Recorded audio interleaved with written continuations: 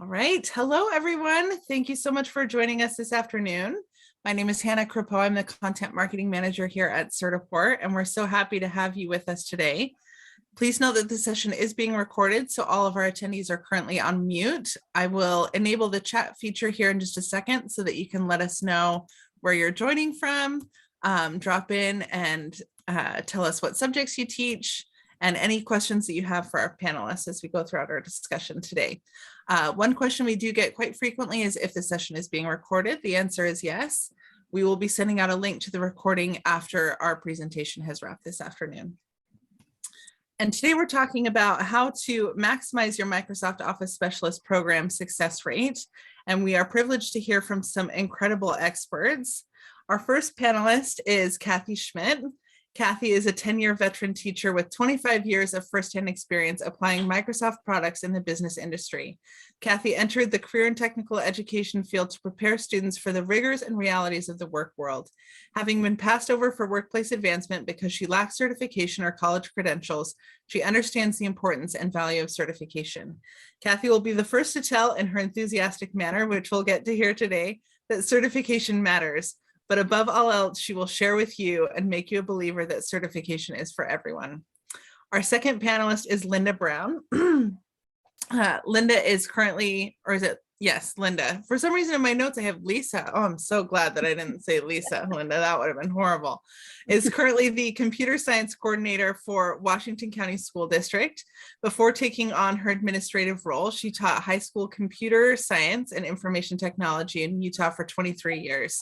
She's a Microsoft certified trainer and has earned a plethora of industry certifications from CompTIA, Certiport, and Microsoft. In 2008, Linda received the Utah IT Teacher of the Year recognition, and in 2017, she was honored with Utah's CTE Lifetime Achievement Award for her commitment and influence in career and technical education, then participating in the UACTE Region 5 competition for award winners. Linda is passionate about stackable credentials for students. Since coming into the classroom from industry, she's a firm believer in hands-on education and giving students the opportunity to prove what they know. And our final panelist is Kevin Bernstein. Kevin's vast experience as a hiring manager and career development coach, both large and small businesses, makes him a perfect candidate for our panel today. He has a unique background that combines technology, psychology, and education. His experience spans executive and senior technology leadership, small business ownership, adjunct professorship, clinical treatment practice, leadership coaching, and sales management with a concentration in the technology, finance, and mental health care industries. You did not make that one easy on me, Kevin, but that's a full breadth of knowledge that we're glad you're going to be able to share today. He's earned a Bachelor's of Arts degree in psychology and a Master of Science degree in marriage and family therapy from the California State University system. So without further ado, we'll go ahead and dive into our discussion today. Kevin, we'll start with you if that's all right, and tell us a little bit about yourself and your experience with certification. So I feel like I should have written a longer bio compared to my esteemed panelists here. So thanks for having me. I've been I'll skip a lot of the details, but I've been a hiring manager for a long time, and most of it in the technology field. And when I review candidates, when I see certification is something that catches my attention. It's not the be all end all, to be honest. It's not that when I see somebody with a certification, it doesn't mean that they're automatically qualified for the role that I'm looking for. However, it does open a door. It's up to the candidate it's up to them to decide how relevant they are, their experience, connecting the dots, bringing their experience forward, telling stories. But it certainly opens the door. And that's what's important. That's something that I look for. I love that. Opens that door. I think that's a big point that a lot of our panelists are going to agree on. So Kathy, we'll go to you next. Tell us a little bit about your current role and your past experience as well, since I know both of those span into the world of certification. Yes. So currently I'm a customer success manager for CCI Learning, and we have the Washington State Educator contract for a statewide Microsoft certification program that's legislatively funded. So I came into that role previously from teaching for 10 years, Microsoft certification and business classes in the middle and high school, and then business prior to that. And so I have the fortunate opportunity to share just with all schools how important Microsoft certification is. And one of the first things that I share with teachers is a deck that why Microsoft certification, because you can have other certifications. And of course, every job is looking for specific skills. But one of the skills that is foundational to almost every single job is Microsoft Office. So just for kicks and grins, last night I Googled, do I really need a Microsoft certification for a job? And so if you go, a lot of conversation came up on Quora.com, that Quora, all kinds of hiring managers and HR people, and then HR companies came up. And I was so fascinated by some of the comments because they were just spot on, and they were what I know, but it's hard to convince when you have a school district that is a Google district, or, you know, administrators that are Google, pro Google, or whatever. And I'm not, you know, or any other productivity software. But it was interesting that one of them said, you don't even put Microsoft Word on your resume, because it's a given if you're applying for an office position that you already understand how to use Microsoft Office, or that you understand how to use Microsoft Word or Excel or PowerPoint. If you have specific skills, that's what you should be putting on your resume, is that you know how to use functions and formulas in Excel, or that you know how to build a table, you know, a full comprehensive document with table of contents and markups and things like that, or you're skilled at brochures or whatever. But it was just comment after comment after comment about Microsoft Office being the professional preferred productivity software, and that it's almost a given that if you don't know how to use it, then don't apply for the job. One of the guys even said, if you say you know how to use Microsoft Word and you show up in my office and you don't, you won't have a job anymore. And so it was just pretty cut and dry. And it was kind of fun to follow. And the other thing that I really do in the why of the whole thing, because as an educator, that's one of the most important things. If the educator doesn't understand why they're doing what they're doing, it's a hard sell, because the kids need to understand why. And that is, I build an Indeed.com table. And we were just talking on the panel beforehand that if you look up Microsoft Office, just those two words, you don't even have to look up specialist or expert or certified or anything like that. The amount of jobs is just exponential to any other skill that you're looking for. It's except for communication skills and those types of things. But as a hard skill comes, it's a must have. Yeah, absolutely. Thank you for that insight, Kathy. Linda, we'll go over to you and we'll give you a chance to tell us a little bit about your current role and how it relates to certification. So when I came into to teaching for ministry, first when I was in industry, one thing, this in the early 90s, I was teaching at a computer training center and teaching for Portland Community College. And then certifications were big. People weren't going to college for technology types things. Everything was about industry certification. And then I watched things move from that into more of the college degree route, and it seemed like industry certifications were minimized. And now I feel like there's a shift again back towards industry certification. So I think that's really important. One of the things I would agree with Kathy on is on a resume, I think it's important for students to point out what they know as far as bullet points, and not just being vague, saying, you know, I know Microsoft Office products. Specifically in today's day and age, I would pick out all the things that you can do with the Office products that you can't do with the Google Suite. And I would bullet point those things, because not only does it show what you know how to do that no one who knows Google is going to know, because it isn't possible, it also informs the employer, wait a minute, that's something we haven't been able to do, but you're able to do that. How are you able to do that? And they can have a chance to say, you know, with Microsoft Office, you can do this, what you can't do with Google. So I think it's important to point those kinds of things out.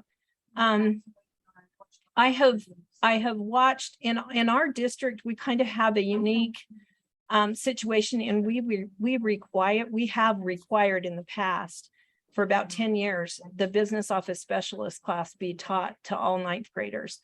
And we've recently, in the last 2 years, made a shift to people who wanted to go a computer science pathway route had the option of taking Python instead of doing the required Microsoft Office specialist class. So now we don't have quite as many kids doing it, but we've had huge success with industry certifications, partly because we've required the class be taught, and partly because we've been very supportive of the tools that we've enabled teachers to use, like geometrics and practice test software and things like that.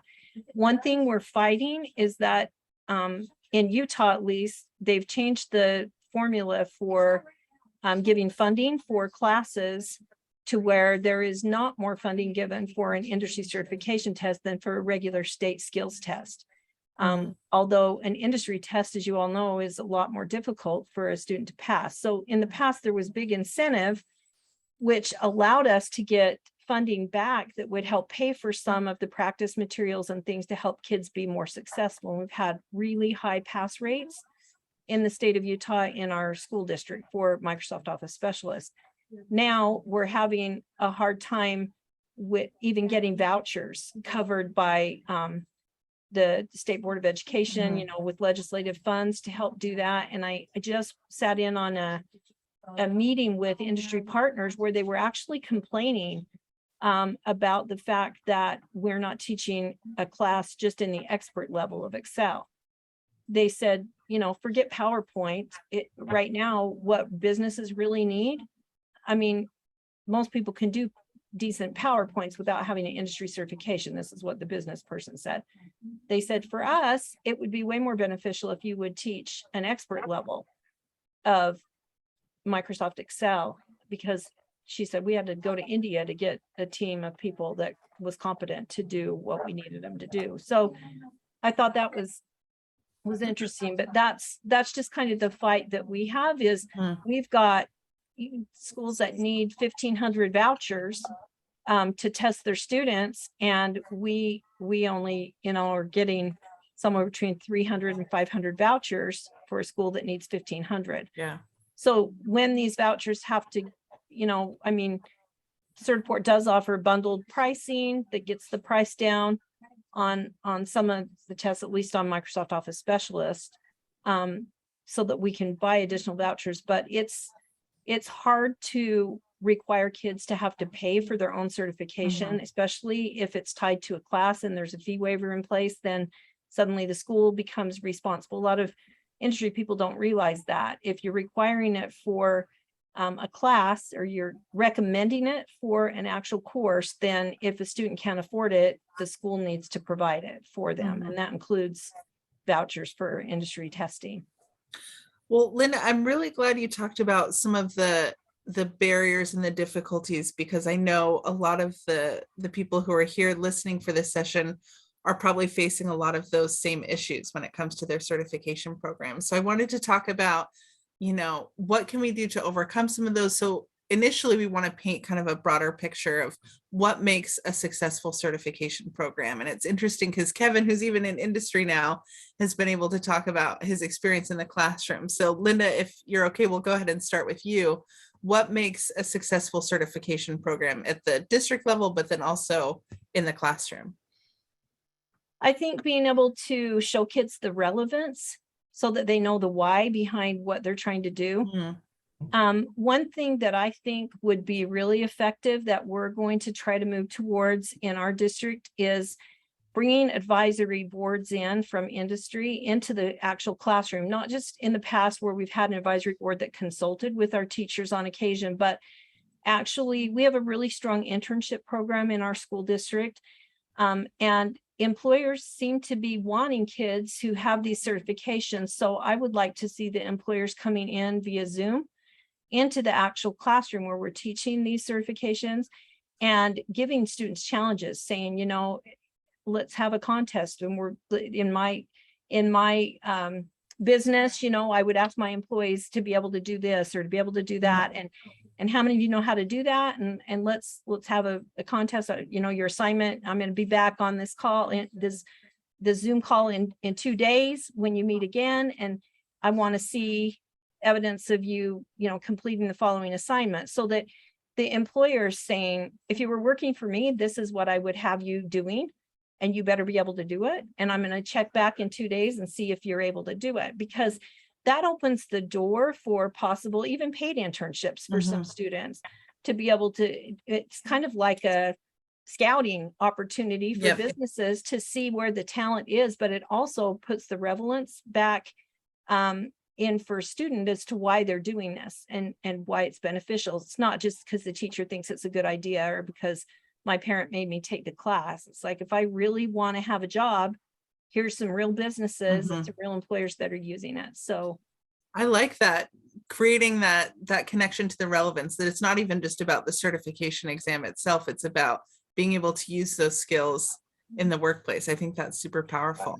Yeah. And I also have witnessed, I'll give an example of one of my students. This wasn't well, he had Microsoft Office certifications as well, but he also had some of the Microsoft Technology Associate certifications. But when he went in the Navy, he got a pay bump because he had these industry certifications and so many of them. And so being able to, and I mean, even at boot camp, he said, they asked if anybody had a Microsoft certification when he was at boot camp. And he raised his hand and said he did. And they said, which ones? And he told them, and they said, okay, out of here, you're in and they put him in with a better job doing something else. And he didn't have to do the rest of the drills that everyone else was doing, And so he emailed me immediately and said, I guess it paid off, right? That you pushed me to get certified. But it's been interesting to kind of follow him and his success, with the military, and they're recognizing what he had accomplished with those. So it's not just private, but public sector as well, right? Yeah, and I think the grit that goes along with moving from one certification into another, and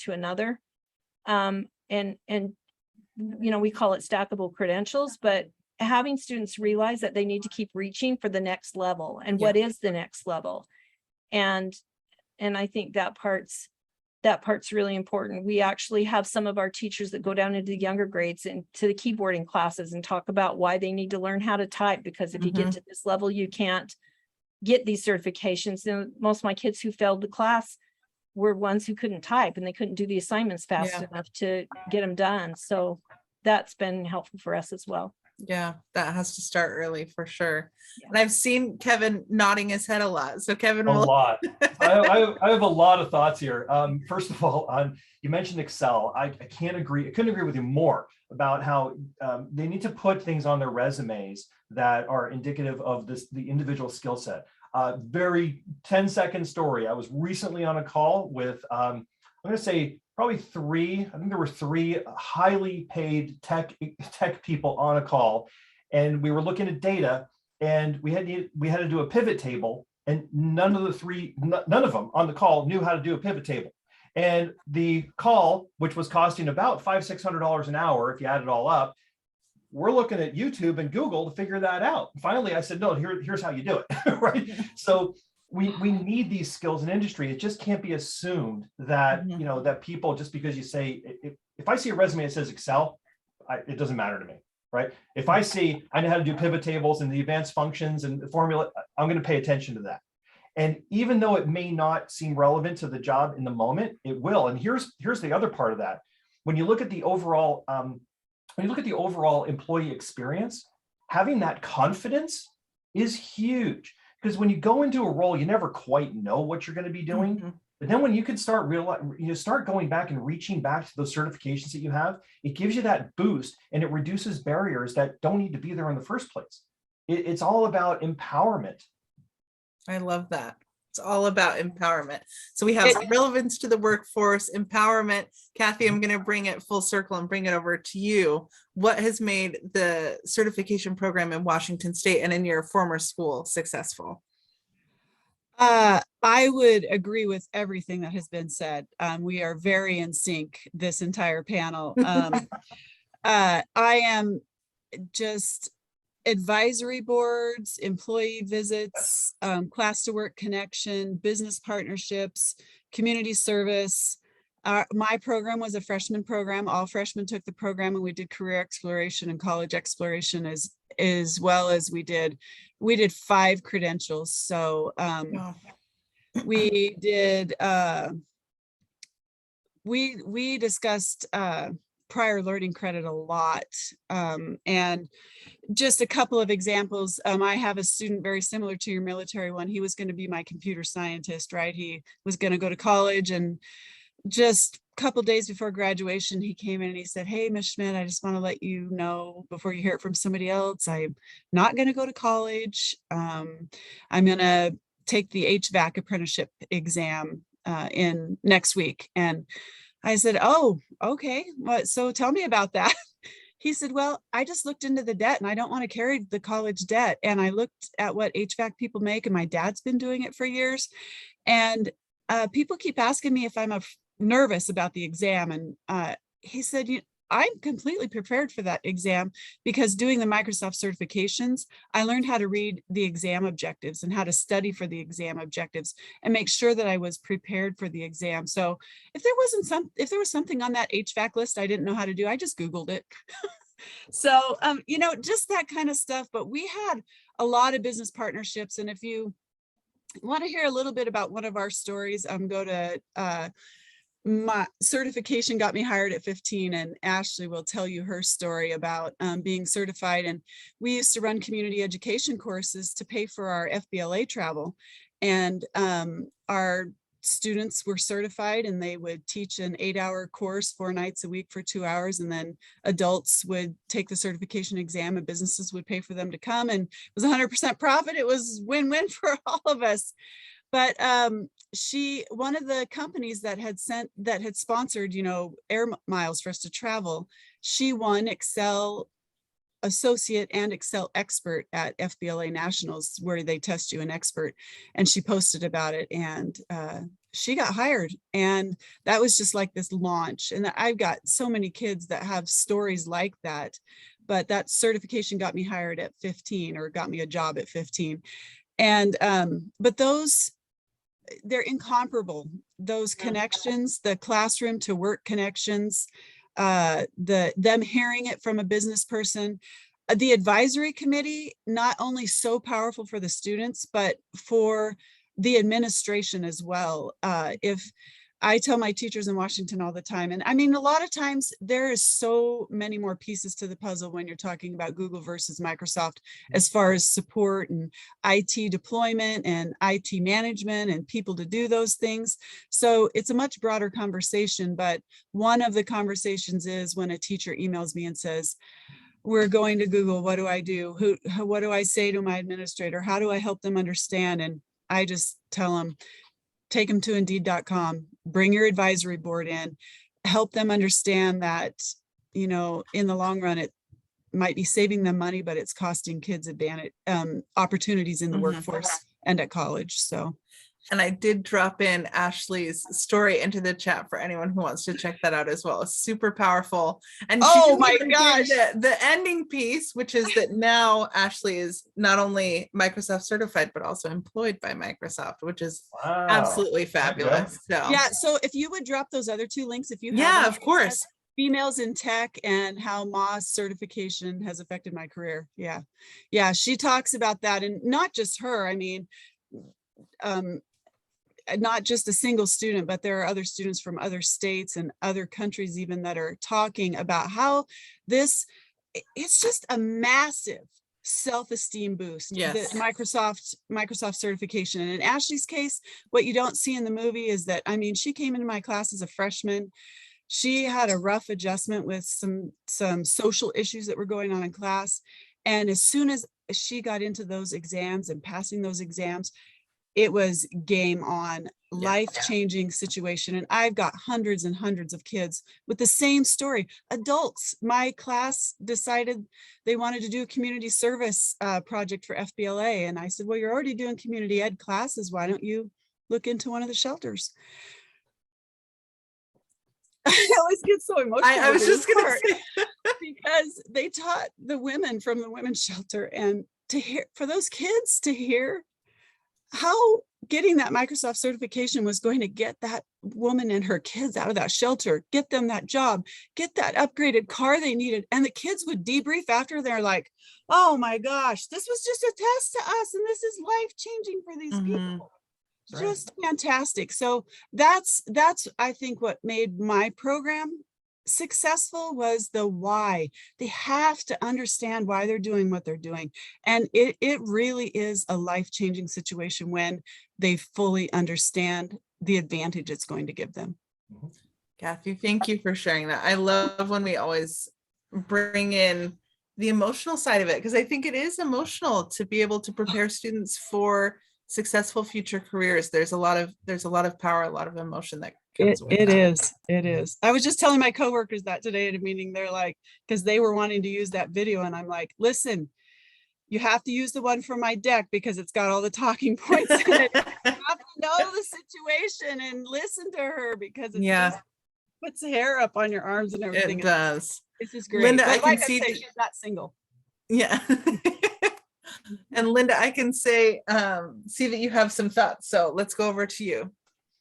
Yeah, I just wanted to mention that one of the things that we've had really good success with as a platform for letting businesses, employers know what we've been doing in our district with our certifications is having the kids use the platform of LinkedIn to be able to showcase the certifications on there that they've gotten. And it's been nice because it actually allows employers to like, say if a student has done an internship with them, they can go in and vet that the student does know how to do these things and sign off that yes, they do have these skills. And it really allows the students to not only have a place to showcase their certifications, but to see from industry people all around the world comments about, that's really cool that you got this certification, and when you're ready for a job, look me up, and things like that. Like that part is all really important. So we've had some good luck with that platform. I think what I'm hearing most from everyone, and we'll see if everyone agrees with this, but that certification is a hard skill that leads to a lot of different soft skills. It leads to that level of confidence that students sometimes don't have. It leads to that ability to connect and network and communicate. So there's a lot of benefits that come with that. But I saw Kevin have some thoughts too. So Kevin, we'll go over to you.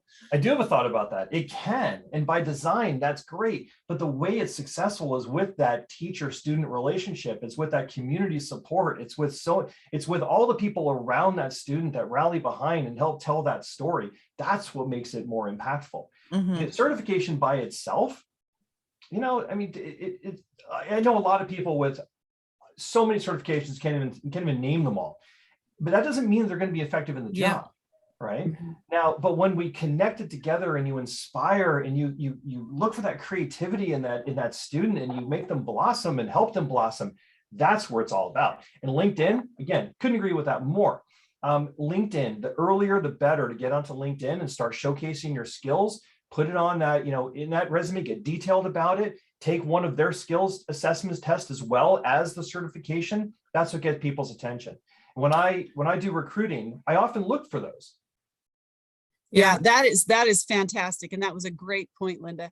And that that was kind of a culmination of things in our career exploration was you have to build a resume and you have to have a LinkedIn account. And one of the things that I really push I'm on the FBLA Washington State Board of Directors. And so I do sessions at the state conference.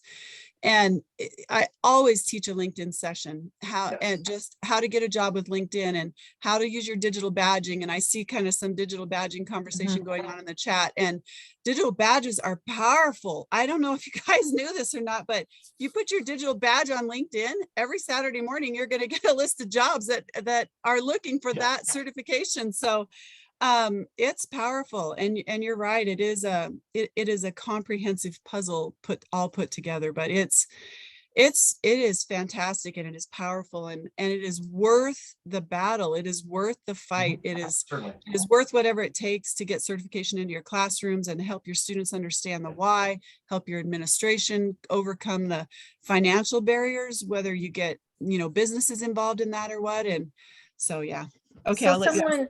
someone asked about what to do, you know, if your district is a Google district and they're trying to support you making a shift. Mhm. And even though we have a Google district, we haven't made the shift, but I can tell you a couple of things from computer science background that your students should be aware of, and maybe some of your teachers aren't even aware of. First of all, you go talk to the director of testing and assessment in your district, and you will find out that even if your district is a Google district, they're heavily using pivot tables and advanced Excel things with the drill down of data for student data Mhm. and student information systems. That's happening. And people sometimes who are the ones making the decisions on what's important and what isn't aren't the people who are programming the databases and doing the pivot tables and understanding the benefit of that. Now, the same thing is true with web-based programming, which is what most programs are moving to. You know, it may seem like we don't need the benefits of advanced Excel and those types of formulas because you have software running at the web level that looks like it's all being done for you. But what's happening behind the scenes is a programmer is definitely using those formulas and those pivot tables and those databases and making the connections that make it seem like it's not important to the rest of the world to know those high levels because the software is handling it for you on a beginning or intermediate level. But behind the scenes, there are jobs with people who have to know those things to be able to do web-based programming, which is in today's world what everything's moved to. Yeah. Can I add a comment about that? Yes, so, please. So my company, we're a worldwide or global solutions provider and services provider in the technology industry. And my role is I'm a global practice lead for adoption and change management. What that means is we work with companies to transition and move them sometimes from Google to Microsoft and sometimes from Microsoft to Google and a lot of other services that we do, like I said, around the world. Point is that I'm thinking about, as you're telling this story, I'm thinking about a global client of mine that we just recently moved from Google back to Microsoft because there was so much embedded in the back end process of what they do that was tied to Microsoft. It would have been cost prohibitive to actually re-engineer and redo everything. They, like I said, they went back, and then there was a skills gap because even though it might not be that difficult for someone to switch, an end user to switch from, start using from instead of Word, switching over to Google. But the skills gap was in all the programming. The skills gap was in all the people that are supporting that machine to get it to work. That even though a company might be Google, you still need to have the Microsoft on that other side. You still need it. So that's true. And like some of these big money jobs are the ones like people think, oh, computer programmers make a lot of money. Well, yeah, they do. But on their team, they also have the people that are mining the data. That is correct. And they're a big part of those upper level jobs that are making that all be possible. So when you're promoting why it's important, it's not like everybody seems to think where they're looking for a job. They're thinking about the typical office where you're going to sit behind a desk and you're going to program a spreadsheet. You're going to do a spreadsheet for your boss or whatever. And yeah, you could do that with Google. To me, that's not what we're talking about. We're talking about computer science equals innovation, and there's huge ties to this. We're teaching computer science, kindergarten through 12th grade now. 50 governors have signed off on the importance of teaching computer science and integrating it into core subjects. Now, the reason why is because that's to create critical thinking and problem solving, across everything. But so we think the word innovation, we need to think the word computer science. We think the word computer science, we need to think advanced Excel because it's a big part of it. I mean, yeah, there's coding and other things that are part of it, but I don't know that all of our Microsoft Office specialist teachers realize from a computer science standpoint, how much what they're teaching students at the advanced level is helping them get these jobs that we just assume. I guess we never see the breakdown of what is happening behind the scenes with the software and the development of the software program, how much data is embedded into it that kids need to know. And that's, to me, we're preparing kids for innovative jobs like that we don't even know. They say that a lot of the jobs our students are going to have don't even exist today. Yeah. Yeah. But being able to have the skills to say, I'm a self-starter, I'm going to try to get certified along the way as things become available, so I'm always ready for what's coming next. That's what innovation is all about. Yeah, or I am a critical thinker, not I want to be a critical thinker, but I am a critical thinker. I am one. Yeah, I am. I've tackled this before. So whatever I got in trouble at one time at an interview. Well, in trouble is the wrong word, but I didn't get hired because I made this statement, and I've since learned how to curb my enthusiasm. But he asked me something about my office skills, and I said, well, I'm usually the one that's always doing the training of everybody else. I said, so far, I have not found a program that's been needed in the workplace that I haven't been able to figure out, because that was when Skyward was just coming on board and all these new student information system programs, and they were looking for someone for the back end of that. And I said, I haven't found one of those that stymied me yet. And he was like, that's a pretty cocky statement. I said, well, I didn't mean it to be. I just meant to be that. And now I've learned that that is teaching kids how to use the right verbiage. You are a problem solver. You are a critical thinker. Mm-hmm. You understand processes. You understand objectives and how to get answers when you don't have the answers. So very powerful. So I wanted to kind of recap and see if I could get some thoughts from everyone. It sounds like the biggest, not barrier, but the biggest component of making a successful certification program is communication from the bottom up and from the top down, right? That it starts with students at the classroom and teachers in the classroom understanding why this is important and being able to communicate that to all different levels who are involved. So Kathy, we'll start with you, but what do you think teachers, and now that you're kind of at the state level as well, how can that communication, that collaboration take place more effectively for all those parties involved? That is a really great question, because I am fortunate to work for a state that legislatively funds Microsoft certification. So I don't run into the same situation that Linda ran into. The issue I run into is out of 1,068 buildings, middle and high school, I'm like, this is free, let's do it. And so the conversation with the state people, you know, when I'm talking to like the state CTE director or my business pathways supervisor, they are always looking at legislative. Everything is legislative. How can we convince the legislature? How do we communicate with the legislature? How do we communicate what you're doing? How do we meet state standards? How do we meet standards? And so that's kind of the conversation. So what I love about that is that in my conversations with them, I pick up and understand that, well, now we have a CTE graduation pathway in Washington State, not just an academic graduation pathway, which must lead to an industry recognized certification. And fortunate for us, it's very easy to corroborate a Microsoft certification as an industry recognized credential. And so I'm able to take some of those bits and pieces back to my educators and to my buildings and help them kind of fit those pieces in, you know. So usually I have to communicate with a CTE director. And you're so right, because it just depends on the dynamics of the building. I can get a teacher on fire, okay, say me like I was, and I go to my building principal and say, hey, this, and this, what do you think? And he's like, yeah, whatever you want to do, you just do it. I can see it's important. And you know, you're showing that it's a valuable skill. And I came from industry too. I was a CTE teacher. I know Microsoft is important. He's like, yeah, do it. Versus, you know, maybe some other teachers who aren't having that experience. Their principal is like, well, is it in your frameworks? Is it aligned to your frameworks? Of course, we want all of that stuff lined up. But when there's a stop anywhere in the flow, there's a problem, and somebody bears the brunt of that problem, because even a teacher who believes in it and is fighting, you know, got their hand out over here to admin, like, just hang on, I'm going to show you. And they're trying to go like this to their kids. Come on, let's do it. I can prove it to you that it's great.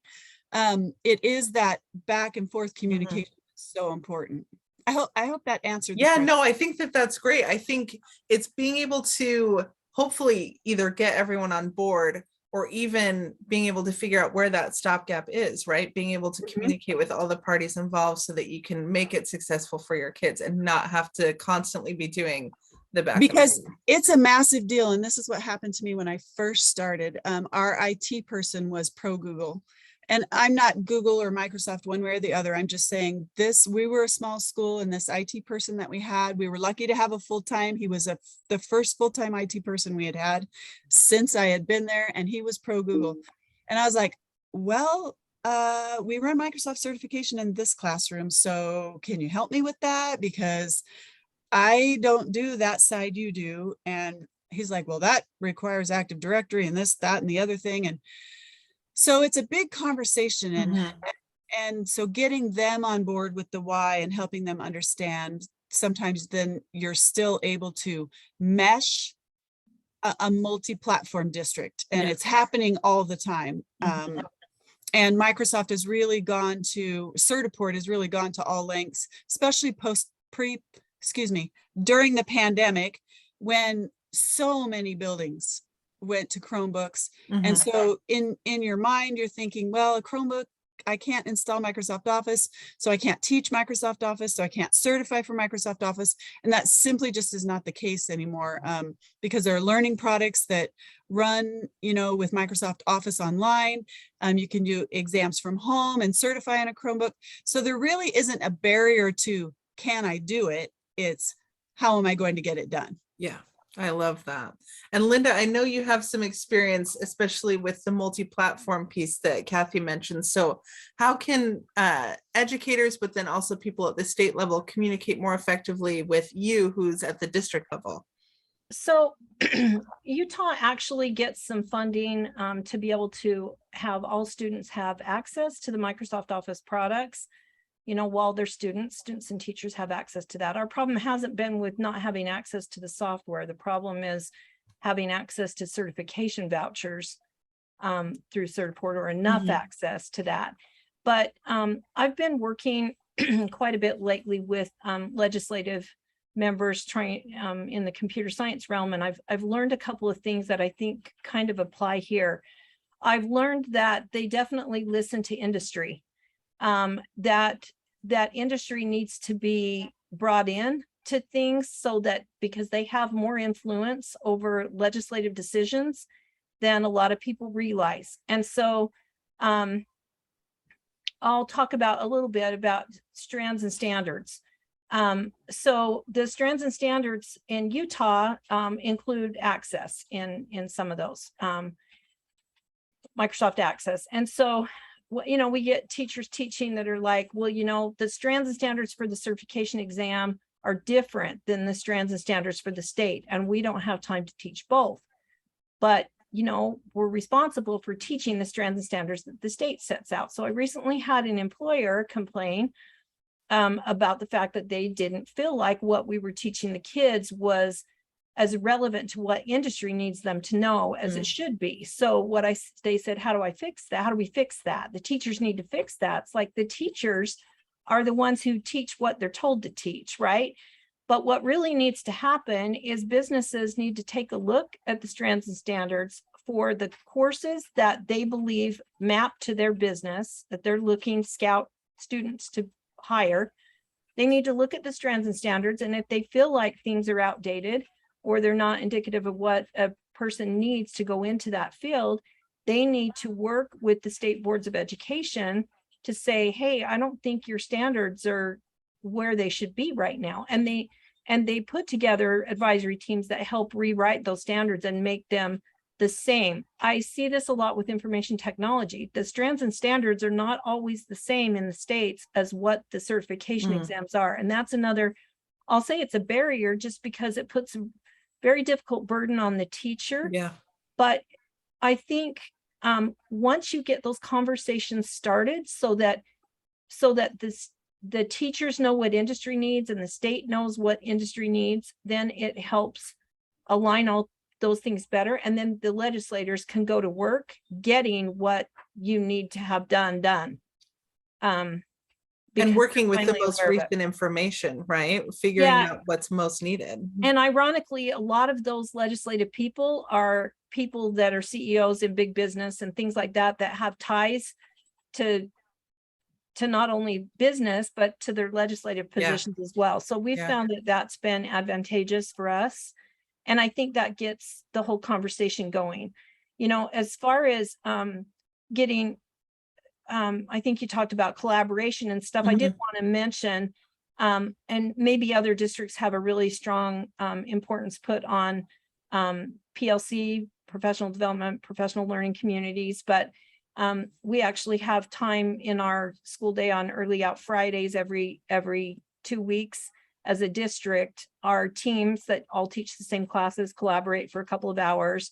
So they set out their scope and sequence during the school year in the summer for what it's going to look like through the school year. And then every 2 weeks during the year, they meet together on that early out Friday and they talk about what's working, what doesn't. Oh, my students needed 3 days on this assignment and I have a better assignment than this one. My kids didn't like this one, they like this one better. So there's a constant collaboration going on, which I think is helpful too. Yeah.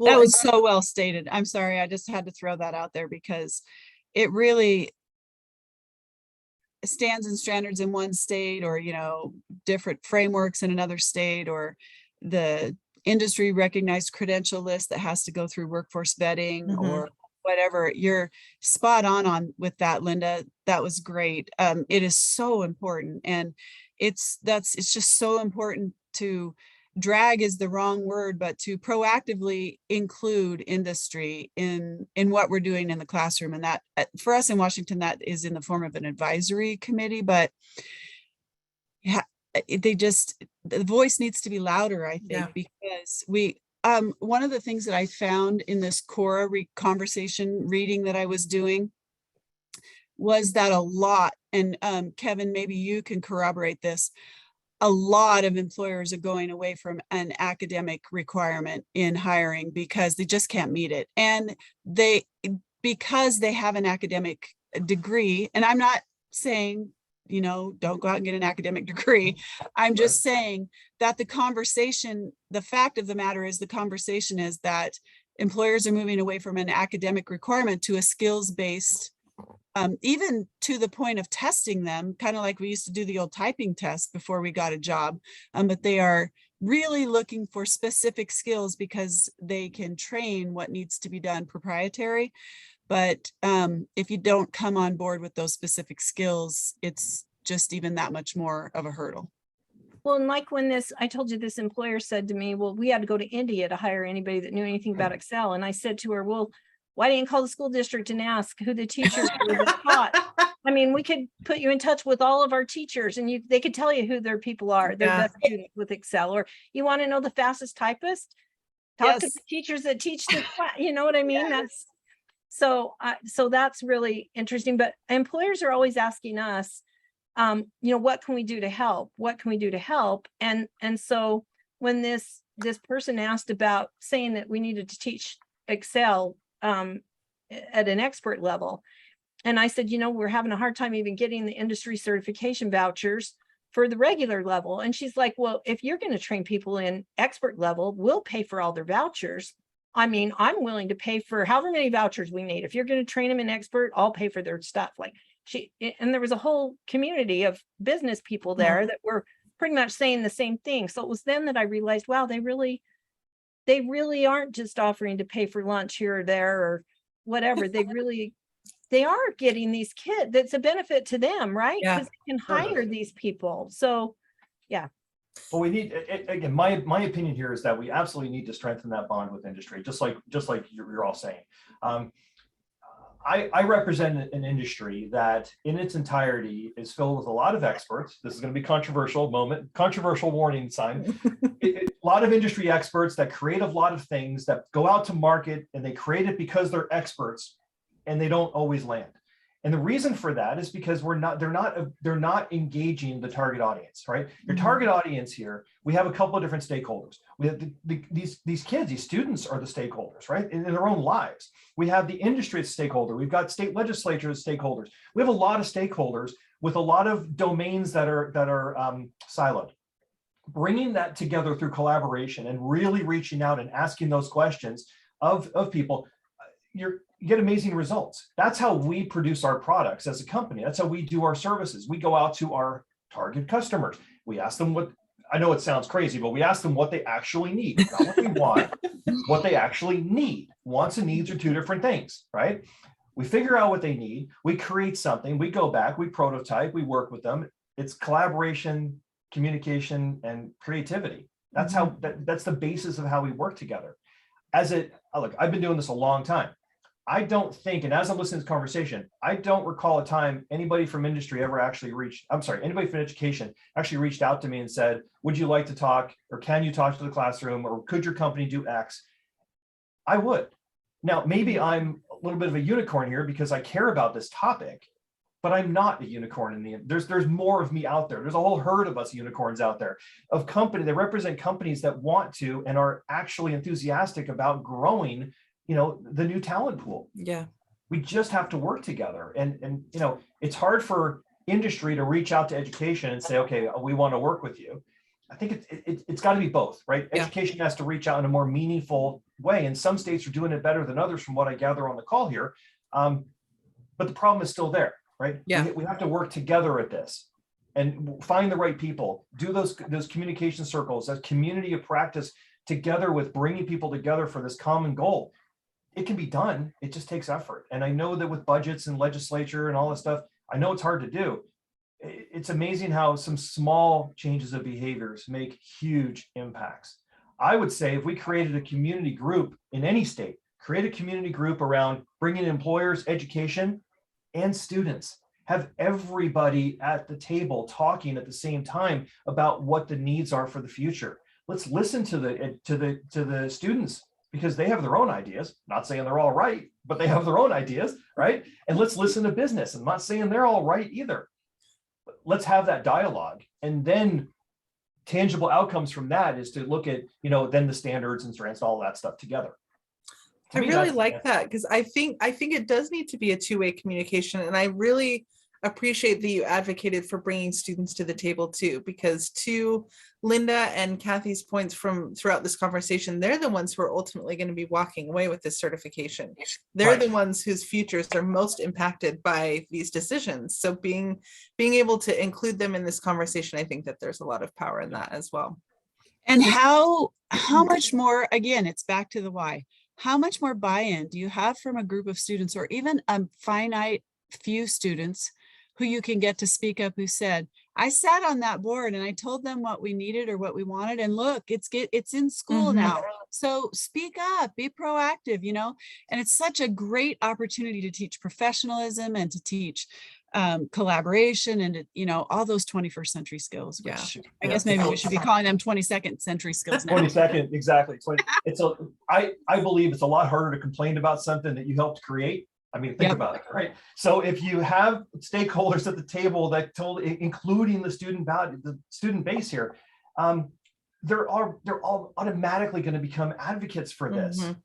The multiplier effect. Forget about social influencing about products on TikTok. How about influencing education, right? And we can do that through engaging people in a different way. I really like that. And we're running very short on time, which I find very unfortunate, because this has been a very energizing conversation.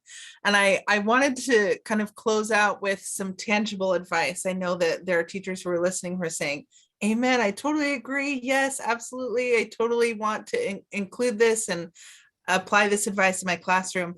But the thing that they need now, right, is how do I get this started? I would love to collaborate more. What can I do from this point? So Kevin, we'll start with you. What advice would you share with our educators who are listening, looking to make a more successful certification program at their institution? Right. Depending on the institution, depending on the state, depending on how much buy-in you might have, I would say start with yourself. I would say build up your own LinkedIn profile, and then just start connecting to industry. Start writing an article about industry.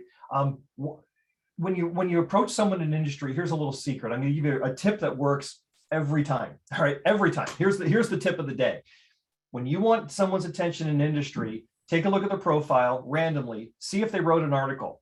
If you get lucky enough that they wrote an article, comment on their article and say, I read your article on X. It made me think about education. I'd love to engage you in conversation.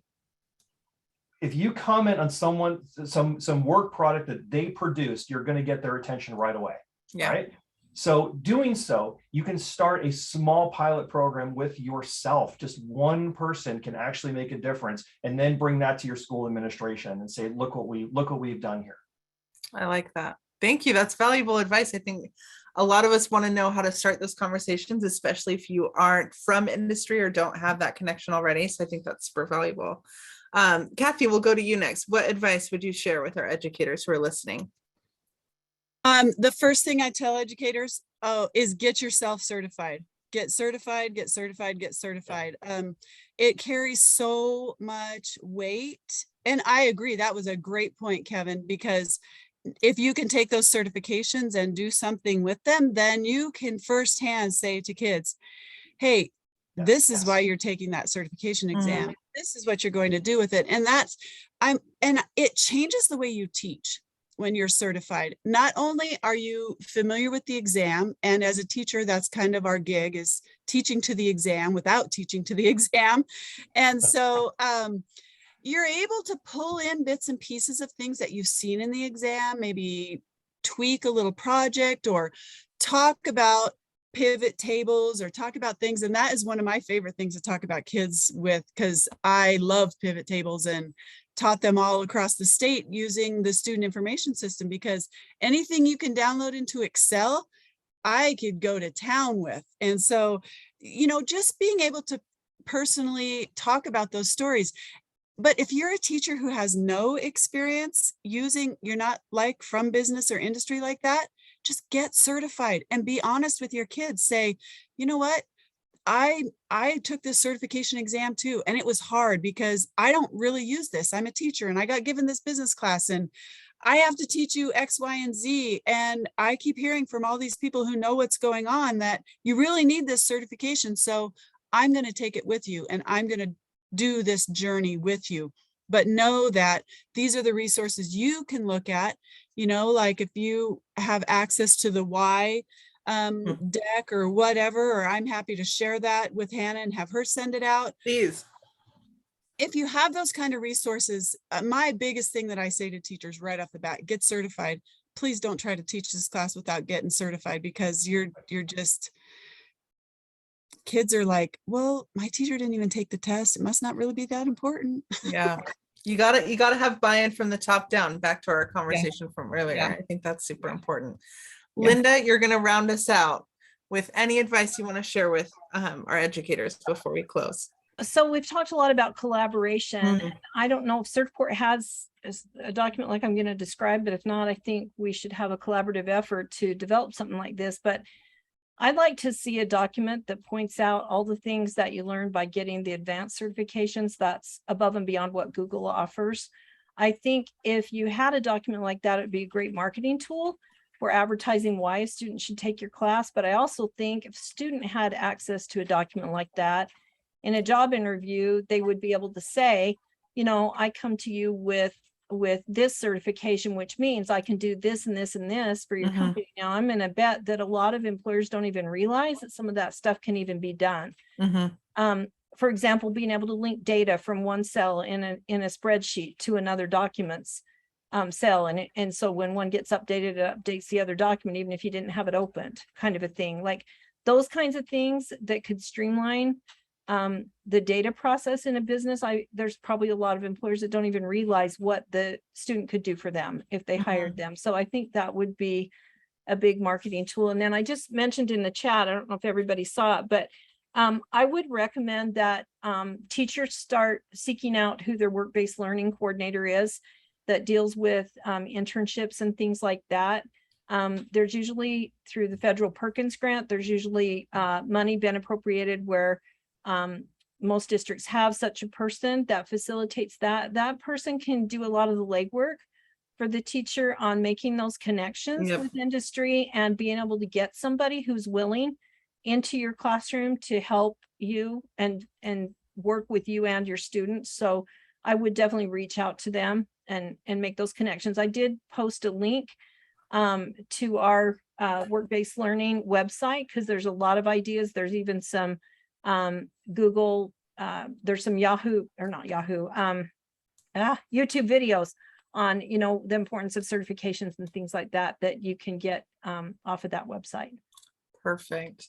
Well, thank you to our amazing panelists for being with us today.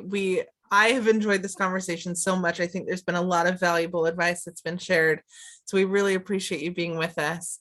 And to some of the comments that were made earlier, I just wanted to call out that we have one more session next week talking about preparing students for the exam. So whether you're in the situation that Kathy described, where you haven't taken it yet, you're wondering what you can do to get prepared, or you're just looking for resources to help your students get certified, we'll be having another conversation this same time next Tuesday.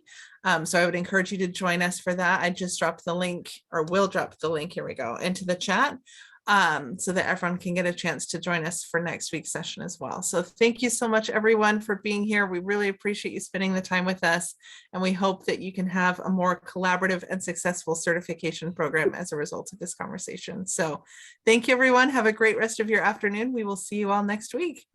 Woo! Certification!